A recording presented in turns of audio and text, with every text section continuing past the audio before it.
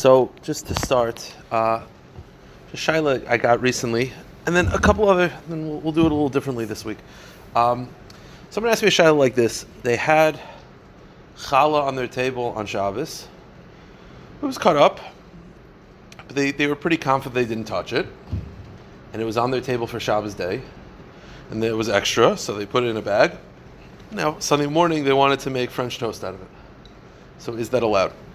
So the Shulchan Aruch writes at the end of Siman Peites of Yeredeya, it says, Misha achol gvina, if you ate a milchik meal, v'roitz lechol basar, and you then want to eat meat, sarach levar mi ala shulchan shiur pas. You're not allowed to use the same bread. Now, so it's pashut. Just to answer the question directly, in such a situation where you have challah that was cut for a Shabbos day meal, this is milchik to fleishik, but vice versa as well. If you have challah that is cut with the intention of eating it with deli, and it's on the table, then you cannot have that challah for French toast.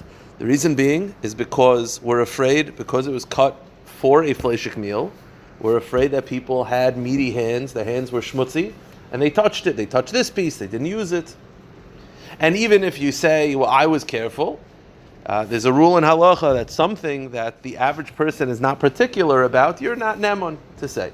Now, therefore, if a person wants to have challah that's cut at a fleishik meal and they want to save it for something milchik, let's say for shal shuddis, for longer shabbosim, melava malka, Sunday morning, whatever it is. So what you have to do is you have to make sure it's not at the table, meaning put it aside of the table that no one touches, or take it into the kitchen, whatever it is. Now I will say this.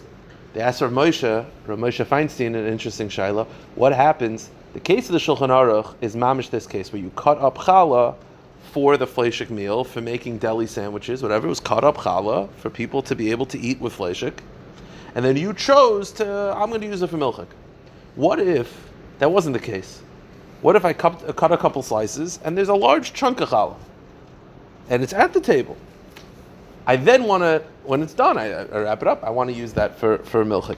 So Rav Moshe is medayik from the Gra, that Rav Moshe says on a technical level, that is not going to be a problem. Meaning, technically, the Shulchan Aruch was only concerned about challah that was cut for fleishik, so there's a good chance that your hands, but a large hunk of challah, not. But Rav Moshe does say that if you want to be machmer not to use it for milchik, kadosh yomrula, it is a good thing to be machmer if you can. It's not as me'ikr hadin, but it is a good thing to be machmer if possible. Okay, I'll tell you another shaila. I just realized I should have written this down. That's also why historically there was a minig to, you have to use a different challah knife, because if the knife also, if you have a fleishik knife, and the knife especially if it's at all dirty, it can be a very big issue. What do you do in a situation where you have, it's on it could be on the table, as long as, if you take it off right away, or if you make sure that nobody touches it. If it's a large challah, that's fine. But if it's throughout the fleishik meal, and it's throughout the main course, and people are mitchering with their hands, you can't just, it should not be used. I forgot, it's funny, I just, for some reason, this triggered a shaila that someone asked me a couple days ago. I forgot to write it down, but I'll mention it. It's a very interesting shaila. I'll tell you just the information I have. Okay, I once asked my Rosh Hashiva this. I'll tell you the whole ma'aseh. This is years and years ago. Case was like this. Sometimes you have in shul, you have a little girl. Okay, I'm not talking about whether they should be in the men's section. I'm not getting involved in that. You have a little girl. She's 4 years old. Okay. If I should have been talking to the let's do it. It's 4 years old, 4 or 5 years old, whatever. And she goes and she wants to give you a high five. It's whatever, little girl. Well, not related to you. I'm not talking about your daughter, granddaughter, a friend of mine. What age is it usher? So that was the shaila that I had years ago, and I'll tell you exactly the evolution of the shaila, and I'll tell you the psak. So I went to one Rebbe, and he said it was not a poisek Rebbe, he was just more speaking at the halacha. He said, well, once they reach the age of 3, that's it. You got to be machmer. The reason why I was also triggered the shaila is because my mother went to her granddaughter's sitter play, and at the sitter play, sometimes the fathers of the daughters are saying that's okay because kolisha is only a problem by a single frum girl, is only a problem when they reach the age of nida. right? When they reach the age of nida, that's when the isser of kol isha kicks in. Under the age of nida, there's no isser of kol isha. If they're a non-Jew, it's aser even when they're younger. It's aser even a little kid. So like sometimes you'll have people that they'll, there's certain, you shouldn't be watching any television, but like there's certain shows you really, like American Idol, these type of shows, from then, you shouldn't be listening to women. It's mamash not allowed. And they'll be like, sometimes you get this like, someone will be like, oh, she was a young little girl, did so well. Now if it's a Jew, up to the age of nida is allowed. What's the age of nida? So Ramosha says you should machmer at 11 because you don't know when they start seeing. Once they're in nida, because then they're in nida, then they're in erva. A non-Jew is an erva mitzad being in a Yehudi, so it's a problem even from the age of 3. So I went to Marash Hashiv, I went to one Rebbe, and he said, well, from the age of 3, that's Roy Labia, you shouldn't be able to have contact with a 3-year-old. So I went to Marash Hashiv of Kalman Epstein, and I told him like this. I said like this, I understand that it's not going to be mutter until she's bas nida, because for a man to have physical contact with a girl, I'm not talking inappropriate, but any physical contact till the girl is 11 or 12, I said that feels wrong. I said, but 3, it doesn't. I said I know this sounds like kfira. That doesn't seem like it should be usher. So what does Rebbe say about it? So I asked Rav Kalman. So Rav Kalman said he's not sure. Okay. Calls me back about 15 minutes later and he says, I have a Maisa Shahaya. This is the Maisa Shahaya. He says he went into Rav Moshe, some Meridik Maisa also. He said he went into Rav Moshe Feinstein when he had a very complex shaila of, I think, aguna. It was aguna or a gittin shaila. It was a very complicated shaila. And he wanted to speak to Rav Moshe about it. He happened to have his daughter with him at the time, Rosh Hashiva. And he said, my daughter, and this is his lashon, I'll never forget, he said, she was 6 years old and she looked like she was 6. He said, while Rav Moshe was answering the shaila, Rav Moshe took his daughter, put her on his knee, and was bouncing and, pinching her cheeks like, a grandfather. The reason why I was reminded of this because last night I couldn't sleep. I went to bed early. I couldn't sleep till like 2 o'clock in the morning. And I went down the MD Yarmish YouTube channel tunnel. There's a yid, his name is MD Yarmish, where he just has old videos of Gedolim, like videos of Rav Yaakov and Rav Ruderman, and he has videos of Rav Moshe. So I was watching this last night, and you see he's playing with little kids. I'm going awesome. So Rav Moshe was playing with Rav Kalman's daughter, just playing Mitzvah, which, by the way, always stood out to me. He's answering like the most complex shilas in existence, and his mamish is playing like it's a game. So Rav Kalman said, "Vais t'chayis up to 6 is mutter." So I'll tell you the halacha. The halacha is like this, and it's a very hazy answer, and you should ask a shaila.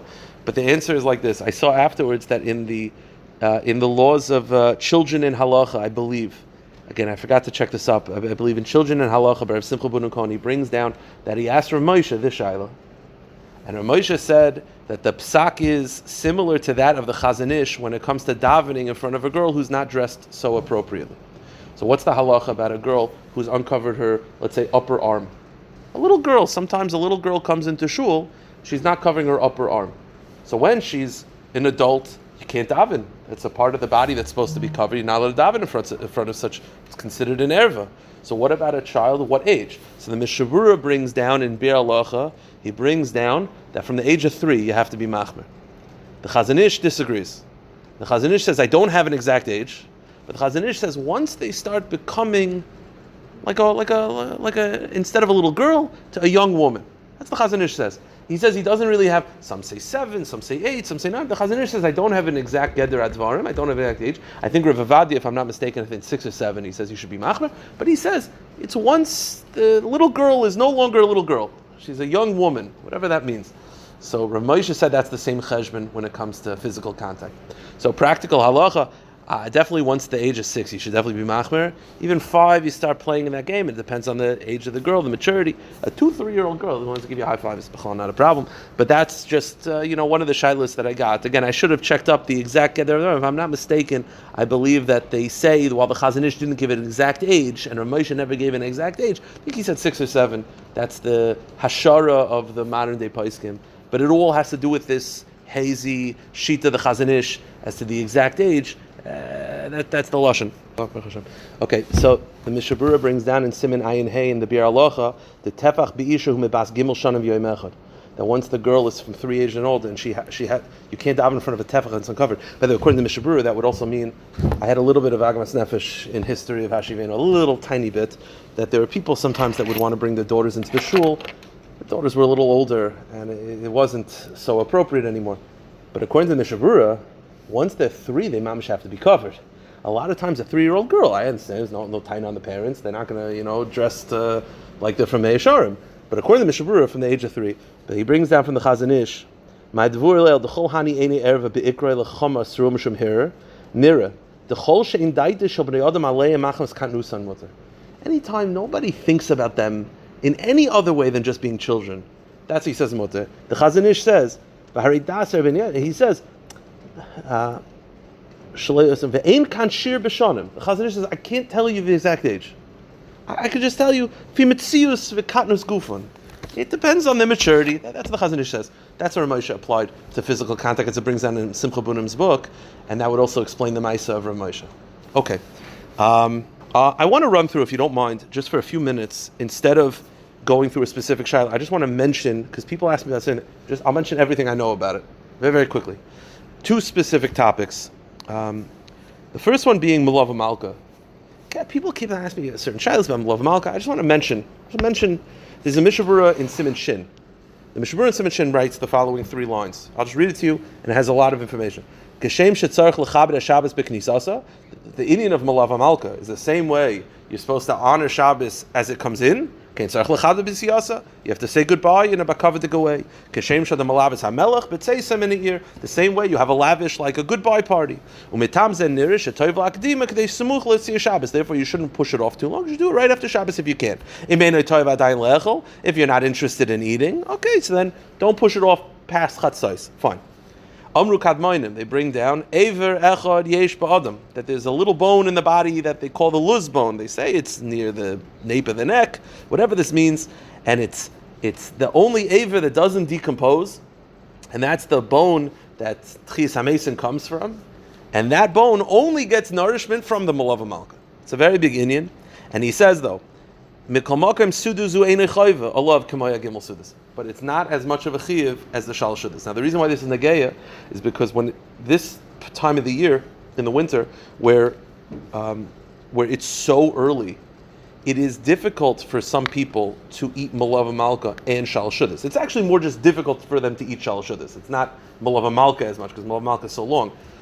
You should eat shalosh shudas more than melava malka. Melava malka is not a chiyuv as much as the shalosh shudas. The 3 sudas are hayoim, hayoim, hayoim. It says it's at least musker in the pasuk. The Mishabur writes, shalosh shudas is einay chayva alav k'moy hagibel sudas. Melava malka is not as mechuyev as sudas shlishis, and therefore, if a person has a choice, he's like, listen, if I eat shalosh shudas, I will not be able to eat melava malka. That's more negay in the summers.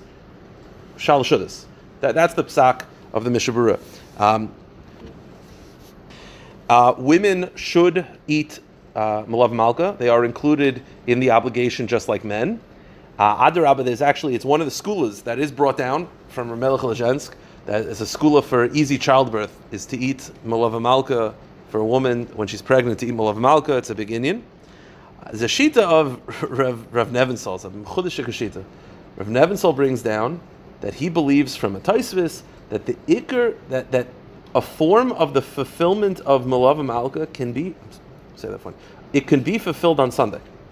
Therefore, he says, you're able to be mekayim ad yom rishon. Therefore, he says, if there's a situation where you did not eat a proper melava malka, right, melava malka lichachila is bread. If you can't do bread, then have mezainis. If you can't have mezainis, then have proteins. If you can't have protein, then fruit or at least coffee and tea. That's the information from the Mishabura. Let's say a person doesn't eat anything melava malka or whatever, he eats a little bit, nothing much.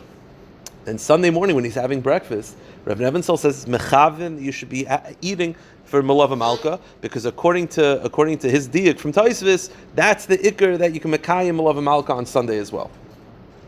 Well, I guess until Sunday it will be till the afternoon, but lichachila you're supposed to do it right after Shabbos. If you can't do it right after Shabbos, do it at chatzos. If you can't do it at chatzos, Rav Avadia is medayik from a Maisa the Gra that you could do it until Alois, because the story goes that the Gra once ate Gra or the Gra's wife? I don't remember. I think it was the Gra's wife or the Gra. I think it was the Gra's wife. The Gra's wife ate.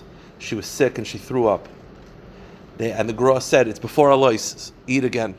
So it's medayik that you could do melava malka ad Alois until Alois of Sunday morning. And they bring down from Rav Nebensil that he says you could even do it until Sunday afternoon. One more halacha regarding this, and then we'll go to the next topic, is Rav Avadia. Rav Avadia has an interesting heter. Rav Avadia Yosef has an interesting heter, and that is, let's say a person has challah that's frozen. Yeah, he has challah that's frozen, and it's Shabbos afternoon, and he wants the challah for melava malka. Right? He wants the challah for melava malka. Okay, so the point is, Rav Avadia says you could open up the freezer on Shabbos, take the challah out, and let it thaw for melava malka, and it's not considered hachana. That's what he says. Meaning, you'd think this is always negeya shaila that you have when the first day of Yom Tif, right? Like, let's say you want to take food out of the freezer, right? From the one day to Yom Tif to the second day, you can't cook, right? You have to wait for it to be to the end of Yom Tif in order to cook. But the shaila that I always get is, can I take food out of the freezer and just let it thaw so that by the time the second day of Yom Tov starts, I'll be able to cook right away? So the Shmir Shabbos Kilchasa said no, because that's achana. What are you taking something out of the freezer for tomorrow? That's achana. Rav Avadia is lenient. The Rav Avadia, and by the way, he's lenient over there, and he's lenient over here by melava malka as well. The reason being is because he says like this: hachana, preparing, is a very subtle halacha, right? You can't roll the Sefer Torah from one day to the next of Yom Tif, because that's achana. Right? Everyone says that's achana. If it's Shabbos going into Yom Tif, you can't bring a machzor on Shabbos. It's achana. But everyone brings their talis home Shabbos day. Why is that not achana? You're not using the talis. What's the answer? That's normal usage. Hachana is very subtle. It's very hard to define hachana, but one of the definitions of Shlomo Zalman says is hachana is something that people look at and they're like, whoa, what are you doing? It's like clear. You understand? If you see someone on Shabbos day rolling the Sefer Torah, you're like, what are you doing? Oh, because tonight's Yom Tif, hachana. You bring a machzor on Shabbos for Sukkot, you're like, what are you doing? That's hachana. In the kitchen, taking stuff out of the freezer, putting stuff in the freezer, it doesn't make anybody a big roshim. That just looks like the normal process of what's being done. That's what Rav Avadia Shita. Rav Avadia says he's being mekel for a mitzvah, meaning he's not just doing this because you want to have, because you want. This is from melava malka. So from melava malka, he's mekel. You have to be careful. To take something out of the freezer, you have to make sure it's not muksa. A lot of times, if it's inedible and it won't be edible till after Shabbos, then it might be muksa. So you got to put muksa aside. My point is, listen, if the meat's raw, you want to take raw meat out on Shabbos because you want to make a barbecue Motzei Shabbos. Forget about hachana. Raw meat is muksa. So my point is, if you want to take challah out, that is not much of an issue. Very quickly, I probably should have started with this, but we're here. I want to run through. When it comes to frozen challah being for lechem, it's actually a big shiloh in the poskim. There were some poskim who were not in favor of it, but the poskim that were in favor felt that it's because it could naturally thaw out very quickly. Challah does not take a long time to unfreeze. Okay, just to mention some halachas, I was going to run through everything. I'll see if I can. It's not too much time. Some halachas regarding waiting 6 hours and all that. You're going to have we'll talk afterwards about this. I know. Don't worry. 3 hours is a thing, maybe. No, it is. No, it is. Okay, but kids are like this. The Gemara says that you're supposed to wait after eating meat, before eating dairy, bein suda l'suda. Okay? There's basically two shitas amongst the Rishonim. What is the definition? Bein suda l'suda. The first shita, we'll go with the more Ashkenaz, and then we'll go with the more mainstream. One shita is that of Rabbeinu Tam, and Rabbeinu Tam's shita is you don't have to wait at all in time. Bein suda l'suda just means you have to bench. Meaning, if you have a burger, you don't have to wait 1 hour, 6 hours, 3 hours, 5 hours. You just bench, wash your hands, rinse your mouth out, eat something, and you're good. Bein suda l'suda is pashut, just don't eat it in the same suda. The Dutch Jews, the Ramah brings down a minig by the Dutch Jews to wait 1 hour, so we think that they're being super lenient. They're actually being machmer. They hold that it's mutter miyad. They hold that it's mutter right away. They're being machmer to wait an hour. Okay, an hour, they're being machmer to wait an hour. Then you have the other sheet, that of the Rambam. The Rambam says no. Bein Suda L'Suda is a time. From the amount of time you have to wait from the time of one meal to the next. In the times of the Gemara, the baker had 2 meals, and the time in between those meals was 6 hours. So therefore, Bein Suda L'Suda is a time thing. You have to wait 6 hours. We'll get to the reason in a minute. So amongst the Rishonim, there's one, there's miyad, and then it evolves into 1, and then you have 6. Now, within the opinion of 6, there's a couple different variations. Okay, we're all familiar with most shitas that wait 6 are 6 full shlemas, full 6, full on 6 hours. Obviously, if someone does not know what their minig is, they should wait 6 full hours, because that is the majority of Jews. But there's a shita that it's 5.5. Now, the reason why that became very popular, Rav Avadi is making for 5.5 for younger children, but the reason why it became popular is Rav Aaron. Rav Aaron held 5.5 himself, and therefore Lakewood held 5.5. I was told that in the Lakewood lunchroom, like 5.5. Like Lakewood holds 5.5 because Rav Aaron held 5.5. What's the significance of 5.5? Where does that come from? This is where it comes from. Okay, in halacha, you have throughout many areas of halacha that once you have it's 30 minutes away, it's close enough. Within a half hour, it's close enough. So Rav Aaron holds if you wait 5 hours and 31 minutes, close enough to 6. Close enough to 6. By the way, this concept of a half hour being close enough, that probably explains a different minig. From going from meat to dairy, there's the 1, the 5, the 6, the 3, the 5.5, whatever. This is manim. But from dairy to meat, the Shulchan Aruch, the Ramah brings down, there's basically 3 shitas. One shita is mutter right away. Another shita is you have to wait the full zman. And the middle shita, which is what most people do, which is that for aged cheese, we wait 6. For non-aged cheese, mutter right away. But there is a shita of the Zohar that you should wait between dairy and meat the same amount between meat and dairy. Therefore, many Hasidim have a minhag, they wait a half hour. I don't know if you ever heard this. They wait a half hour.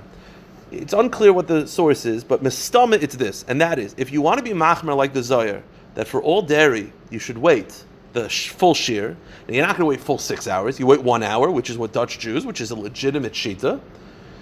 So really you should wait 1 hour. You wait a half hour, close enough. That's mistama where the half hour came from. So you have 6 hours, you have 1 hour, you have 5.5, and then you have 5 into the 6th hour. 5 hours and 1 minute, which is I've met some people have this shita. 5 hours and 1 minute. I believe, if I'm not mistaken, the 5 hours and 1 minute shita, to me, this is always a theory of mine, I believe it came from the Meiri.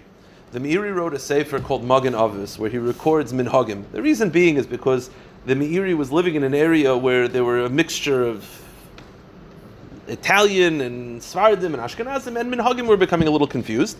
So he wrote down minhagim. In that sefer, he writes, you should wait 5 or 6. I always felt, I could be completely wrong, that the whole into the 6 is just 5, which is fine. It's a shita of the Rishonim, that it's 5 hours. So that's, you got 6, you got 5, you got 1, and then you have the 3. Now the 3 is the German Jews. Now, some people do quote it from Bein Aruchim, but Rav Chaim Kanievsky felt that Bein Aruchim it's not accurate. Basically, it's from the Pri Chadash. At least to me, it's from the Pri Chadash. There could be earlier sources, but the Pri Chadash is definitely a legitimate source. A very, very big paisik. The Pri Chadash writes that there was a minute to wait 3 hours, and it made sense, by the way. The whole Indian of waiting 6 hours was because that was the time period Bein Suda L'Suda. If in a location where they eat more frequently, then 3 hours was Bein Suda L'Suda. I would say this, Rav Belsky felt that if your shita is to wait 3, you're allowed to do so. Of course, you're allowed to continue doing so. But I will say this, and this I've mentioned once before, there are a lot of Erlich Yidden who are German from that area that wait 3 hours. Beautiful. But there are also a lot of modern Orthodox Jews that pick 3 hours because 6 was too hard. I would not do that. If it's not your Messiah, it's not your Messiah. If it's your Messiah, hold on to it. If it's not your Messiah and you're picking 3 hours just for convenience, I don't think that that's the proper way to go about it. I just don't think that that's loizu haderech. You don't just pick Germanic minhagim because you're German for the jokes. You know what I mean? I'm German to make it easy. Like, that doesn't make any sense. If that's your minig, that's your minig. Apparently, some Jews from London also have it. Chavod, again, whatever. I'm sure people will write to me. Whatever their family does, just know if it's your actual family shita, not just because it was too hard and the kids were complaining. Now, by the way, although there is obviously it goes without saying, this is always the thing. Whenever a couple gets married, the wife follows the minhagim of the husband. So if the wife was waiting 6 and the husband was 1, or vice versa, she'll follow the minhag of the husband. That, like all minhagim, that's this would follow. Now, by the way, there is an interesting sheet of the Chassam Sofer. I think I mentioned this once, the story that I got a call once. I used to give a smicha shir, and I got a call once from one of the guys I was learning with, and I hear his wife in the background. I clearly was called in the middle of an argument, and I said, "What is this about?" And all I hear him saying is, "There's no way that's true." And she said, "I'm telling you, they taught me in seminary." So I think I mentioned this myself once. What's the seminary? She said she was pregnant, and she said that she was taught in seminary that if you're pregnant, you could have basa b'chalav together. So he said, "No way." So he called me up, and I said, No. I said, "No, you can't have basa b'chalav together if you're pregnant. I'd rather not." But like all misconceptions, there is some element of truth. What's the truth? The Chassam Sofer writes that if you have a chayla that is fleishik, and stomach's bothering them, the only thing that will settle the stomach is, let's say, coffee, which is probably going to do the opposite. But whatever it is, they're a chayla, and they don't just have a craving. They really are not feeling well, and they need to have dairy. Chassam Sofer said you could be mekel for a chayla if they waited an hour. Because they're a chayla, and they waited an hour, that's enough. Pregnant women are chayla. Maybe that's where it evolved. That if a pregnant woman is mamish, has a very strong craving, okay, sure, I understand it. I don't think it's something they should be machmer, they should make it with. But by the way, we'll run through a couple of other things. I won't take too long. What is the reason why we wait 6 hours or 1 hour, whatever it is? What's the reason? So there's 2 reasons amongst the Rishonim. Either because meat in between your teeth, or because when you eat something, the fat coats the throat. It's not the stomach thing. People think it's the stomach. That's not a thing. Because when you eat dairy, you could eat meat right away, even though it's being decomposed in the stomach at the same time. It's because the meat in between your teeth is significant for 6 hours, or the meat or the fattiness coats the throat. We're machmer like both reasons. Therefore, if you chew meat and you're like, I don't like it, you spit it out, you have to wait. Why? Because it could be in between your teeth. It's not coating the throat because you didn't swallow, but it could be in between your teeth, and we have to be machmer. The Pischei Tshuva brings down a shita that says, let's say I chewed, not meat, but I chewed rice that was cooked with meat. So l'chora, I shouldn't have to wait at all. Why? Because there's no fattiness because I didn't swallow. There's nothing in between your teeth because I didn't eat meat. I just ate rice that was coated with oil of meat. But says the Pischei Tshuva, we're machmer. Loi plug, you have to wait 6 hours. But Rav Belsky said like this. Rav Belsky said, that's only true because it's chewing something. But if you take a broth of chicken soup, wish it around in your mouth and spit it out, you don't have to wait 6 hours. The reason being is because there's nothing coating your throat because you didn't swallow it. There's nothing in between your teeth because you didn't eat anything. You didn't chew anything. So this negeya, sometimes a woman a woman is, let's say, cooking chicken soup. She doesn't want to be flesh, but she wants to check for seasoning. You put it in your mouth and you spit it out. Now, you can't chew chicken and spit it out, and you can't chew anything that was cooked with meat. But the soup itself, if you just wish it around your mouth, there's malkum to be makel. A few more minutes. Sure. So, okay, another maisa. I get a call. I get a call from a guy from Hashivenu. And again, it was another big fight. His uncle was a Hatzalah guy. And he was like a real Baal Tshuva type. Like, like if I tell him it's Aser, like he's going to burn the house down. And his uncle's a Hatzalah guy. And he noticed that his uncle on a Friday night went to bed at like 11 o'clock. Got a Hatzalah call at 1 in the morning. Ran out. Came back 1:30. And started drinking coffee. And he's like, what are you doing? He says, I slept already. It's fine. It breaks the 6 hours. So he's all up in arms, and not only does he say that's us, but now the whole house is treif. So, okay, like this. There's a shita of the Chachna V'Gaon. The Chachna V'Gaon held, and it's brought down in the Sefer V'Yas Avram, that if a person sleeps, you don't have to wait 6 hours anymore. It's a shita brought down. Rav Elyashiv held that if you slept for 3 hours, then it's fine, because then you could rely on a combination of the German Jews and the Chachna V'Gaon. Now, what it's probably based on is the fact that there's an assumption that when you sleep, your throat is a bad breath and it kills all the meat. I rather don't know scientifically if the reason why you have bad breath in the morning is because you slept or because you haven't eaten or drunk anything. Because I think Yom Kippur, when you don't eat or drink during the day, you also have bad breath. I don't know. That's the shita of the Vayas Avram, of the Goyin of Chachnov. No, but practically, no. We don't paskin like that. I would not do it. It's sort of like waiting 1 hour or 3 hours. If it's not your Mesorah, I know someone who's an anical of the Chachnov again. He says, can I rely on it? I said, you need to give me at least 2 other shitas of his. You can't be the only thing you know about him is Mekel. Give me something. Give me something. But I would not rely on it l'chachila. But if someone did, would I give them musar and start yelling at them? No, but I don't think it's something that's. There is something. It's not made up. It's not b'chalal made up. There's something to it. But I wouldn't. There's a Maisa. It's brought down the Sefer Teres Avis, that the Chassam Sofer. It's a Maisa in the Chassam Sofer. I'd say Teres Moshe. I think it was Teres Avis. That they bring down as a biography of the Chassam Sofer. That the Chassam Sofer put. Rav Moshe Shneimach quotes this. That the Chassam Sofer put a cup of coffee by his bed. He was going to sleep, and obviously he didn't sleep 6 hours. And his plan was to have coffee in the morning, to rely on this shita. While he was waking up, he knocked it over. And the Chassam Sofer said, that's a sign from Shemayim that this is not. So the Moshe Shnerbach has a whole arichos in the Tshuva, and Tshuva Sanhagis is, I don't understand. Lo b'Shemayim. We don't paskin just based on simanim. And he has a whole thing that the Chassam Sofer didn't say that because he knocked it over, but because he knocked it over, he said that's Hashem's way of saying relearn the sugya. And then when he relearned the sugya, I don't think it's loizu haderech. I'll say this. 2 more shilas, and then we're done. Regarding chinuch, what age? So Rav Yaakov Kamenetsky, Zatzal, in the Sefer Emes Yaakov, he said over in shiurs like this. This is his cheshbon. Up to the age of 3, you don't have to wait at all. Just make sure they're not eating milk and meat together. So you just wipe their mouth. Up to the age of 3, he says you don't have to wait b'chlal. 3 to 6, he says, is a chumrah. You should wait an hour. It's a chumrah. But if the kid's freaking out, 6 to 9, you should wait all 6 hours. But if the kid's freaking out, you also could be megal up to the age of 9. So up to the age of 3, there's no waiting at all. 3 to 6, ideally wait an hour if the kid's not losing his mind. 6 to 9, ideally wait 6 hours if the kid's not losing his mind. That's what Rav Yaakov says.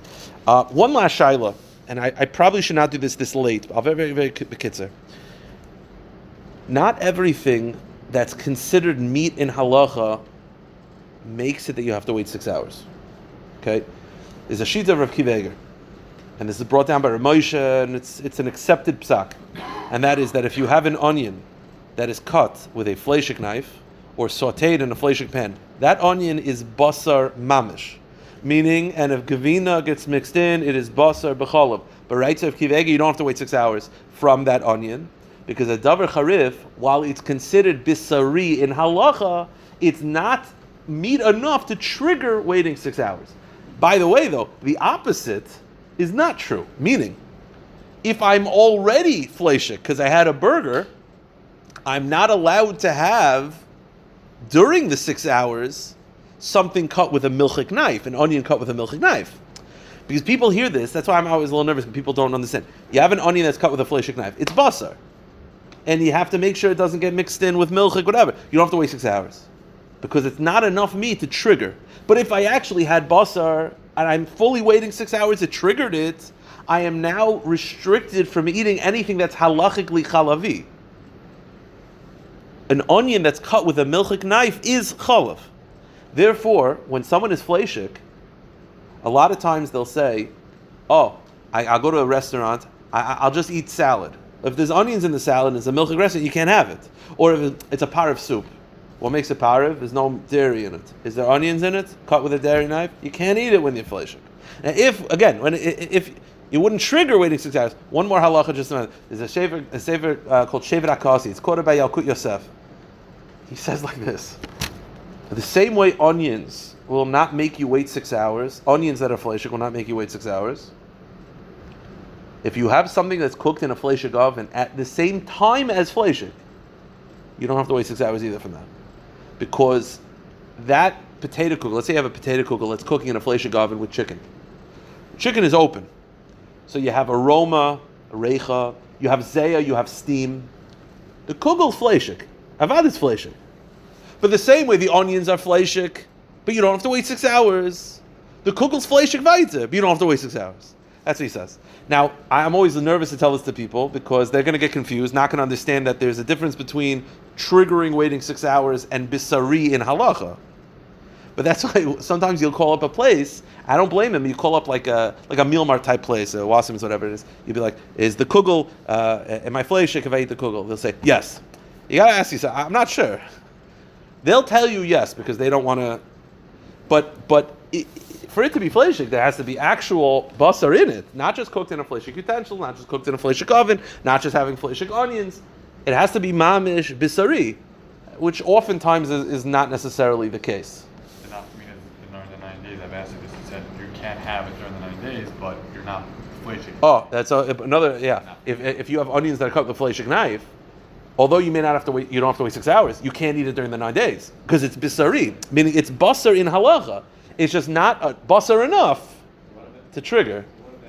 Make that clear. If the kugel's cooked in the cholent. No, if you put it, if you wrap it up. No. If it's in the cholent, that wrapping, it goes right through. No, that's fleishik. I'm talking about where the kugel is in the same oven at the same time, so the issue is it's exposed to the aroma or potential steam. If it's actually in the fleish in the cholent, that is going straight through the silver foil. That is fleishik as fleishik can get. That is that is 6 hour. That is 6 hour kugel right there. By the way, also one more halacha. I'll end with this. I know there's a rav in the neighborhood, a big rav in the neighborhood who said not like this.